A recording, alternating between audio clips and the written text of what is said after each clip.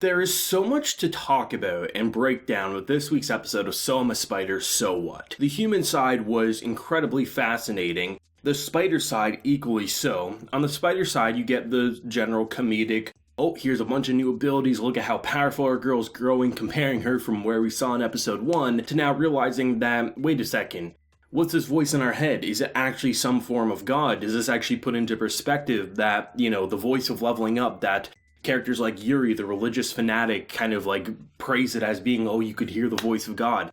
Is there actually someone controlling this? Are they literally just characters in a video game, so to speak? Is the God controlling these actions? That kind of shakes the entire foundation even more than just the ideas that have already been laid out. But then you get all the amazing human content. The idea that there's actually been 4 kids have actually died in this world that have been reincarnated. 3 are still yet kind of unknown. And then at the very end of the episode, we get one of them pop up to offer Hugo, a character who got beyond nerf, literally was stripped to being a basic human after trying to start this revolution to be king. This episode was incredible, and I actually want to jump into the human content first, which, you've been watching these reviews, you know how much I love the spider side.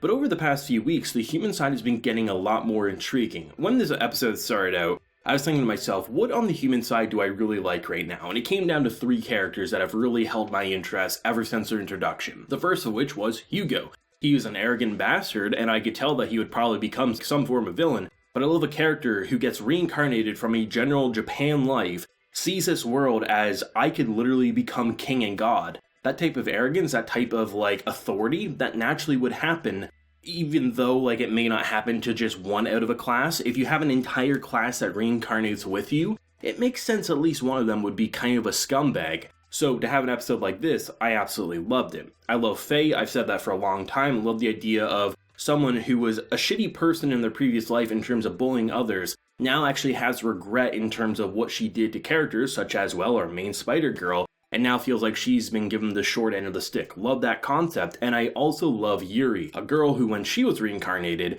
was a baby at a church and has grown accustomed to the religion in this world and has become such a religious fanatic that anyone with taboo, which you generally understand the concern with taboo, but not to the point that you think they're devils and we need to cut their heads off immediately, which is why Faye's kind of shaking her head back and forth, please don't look at me. Those 3 characters really give it an interesting flair, but honestly at this point I do enjoy all of the perspectives. I mean, the teacher kind of shook some shit down in this episode, and even just the general banter from some of the other characters, the fact that we have this prince in the making here, the fact that he doesn't really level up and he doesn't really push himself despite his brother, the hero, being someone everyone worships. Why is that? There's a lot of interesting things at play. And now that the show isn't as focused, I would say, on the classroom side, and they're more focusing on the concept of, we had an entire class reincarnated, we want to find everyone and make sure everyone's okay. You're taking it in a much more interesting direction. Rather than putting the focus on, oh, reincarnated, here's the demon lord, let's go kill them, you're saying, hey,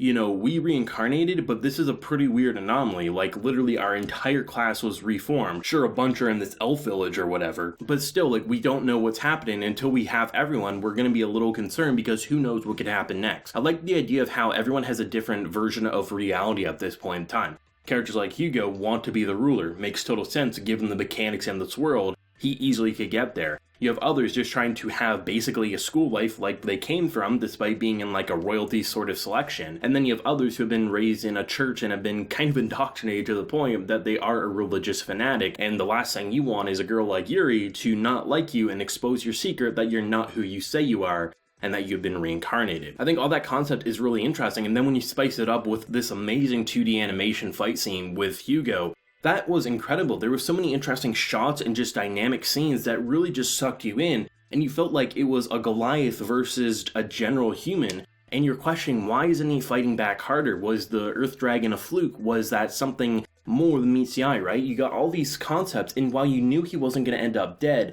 I wasn't sure how he was going to get out of this situation, and to see someone come in and assert such authority that she can override and make him agree to having access to his abilities to the point that he has nothing left. That is beyond cruel, but I love it. And there's definitely no character in the show that we've seen who deserved it more than Hugo, don't get me wrong, but it felt like you were violating something, like that was the real taboo there, and I loved it. And to see where he's gonna go now, because this is just gonna further fuel his scumbag levels, to get into even bigger and better territory, and I'm really excited for that. I've heard a lot of people say, like, oh, don't get excited about Hugo, he's gonna piss you off. I hope he does. I hope he kills people. I hope he destroys things. I want this character to be the epitome of just evil, and I'm really excited to see where he's gonna go. In terms of our girl side, this little spider shenanigans, you get this ability in this episode that is so ridiculous, and you can already tell what her abilities are gonna look like once she truly starts unlocking more of these crazy abilities. She looks at a frog who used to give her trouble. She uses these new cursed eyes and she can look at it from a distance. It's like literally throwing like a poison bomb at them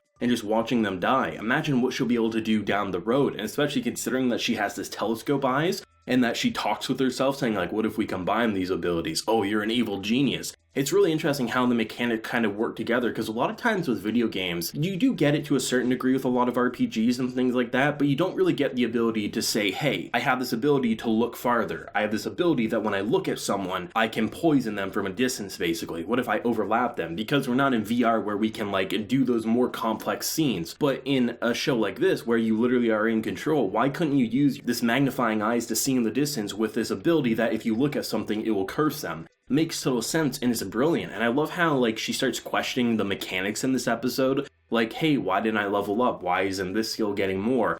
Oh, you're contacting the administrator? What's going on? And that kind of like self-doubt and fear as it kind of builds and builds and builds, seeing like, am I even alive at this point? Because I just kind of accepted that this is how the mechanics work. But if this isn't a video game, there's no way this should happen. And that's kind of like the thought process any anime or light novel or manga readers are going to have when watching the show or reading the source material, because you're going to say that's just how the world works, we accept it. But then you see that TV at the end and you're like, wait a second, what is going on? Was one of the students who was reincarnated become God? Or is that just another entity in itself? It's uncertain, it's frightening, and like you get nerfs, you get god reveals, and it just makes the whole appraisal mechanic all the more interesting, and I don't know where they want to go from here. I've said it, I think it was 2 or 3 episodes back, where I thought they really found the balance of the human and spider side, where the human side was interesting enough to keep your interest, and they balanced the spider to human. It wasn't just like, oh, here's an episode of human or here's an episode of spider. No, it's like, hey, have a chunk of spider, have a chunk of human. In this episode, small chunk of spider, medium chunk of human,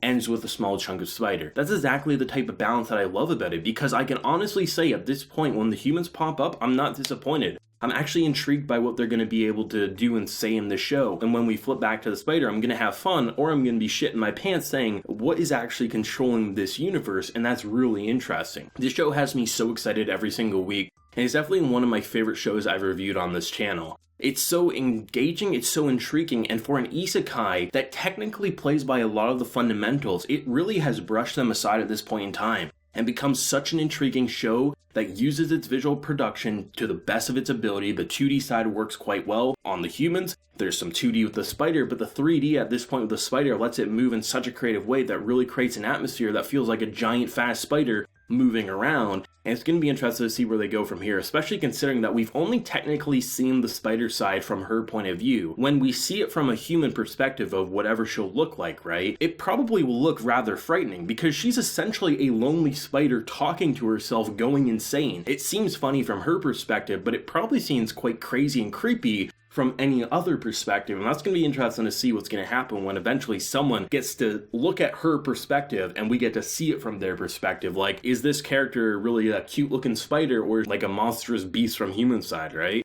Let me know your thoughts and feelings down below. What did you think, and where do you think it's going to go with next week's episode? If you enjoyed the video, leave a like, share your support, and hit that subscribe button if you happen new around here. So until next time, everyone, please take care and have a good one.